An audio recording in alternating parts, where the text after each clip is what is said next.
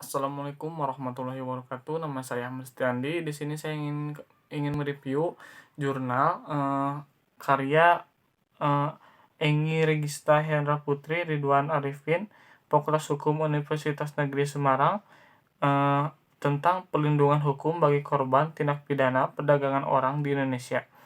Untuk memenuhi tugas yang telah diberikan oleh Profesor Dr. Haji Hindi Nuraini SMA beserta dengan asistennya Dr. Emrendi Aridayandi SMA, mata kuliah Hukum Pidana Lanjutan. Indonesia adalah negara hukum. Segala perbuatan di Indonesia diatur terikat hukum. Hukum itu sendiri bukan hanya soal petunjuk dan pedoman tingkah laku manusia dalam masyarakat, tetapi hukum juga benar-benar hidup dalam masyarakat itu agar dapat mencapai ketertiban dan perdamaian dalam masyarakat.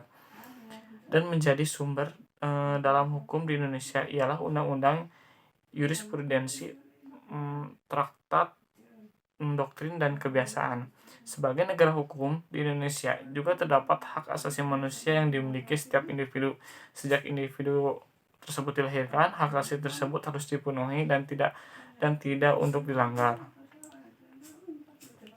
Segala tindakan yang diperbuat pasti akan menimbulkan akibat, termasuk juga tindak pidana perdagangan orang.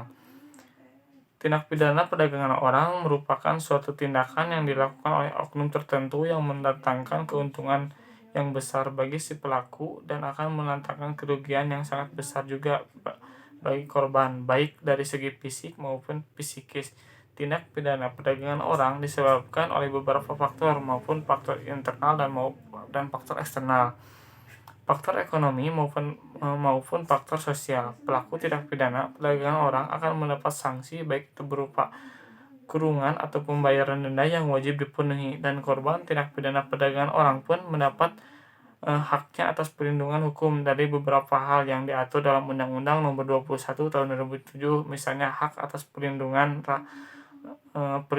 rahasia identitas, hak atas rehabilitas kesehatan, dan rehabilitas sosial. Mungkin hanya itu yang bisa saya sampaikan. Mohon maaf bila ada kekurangan. Wassalamualaikum warahmatullahi wabarakatuh.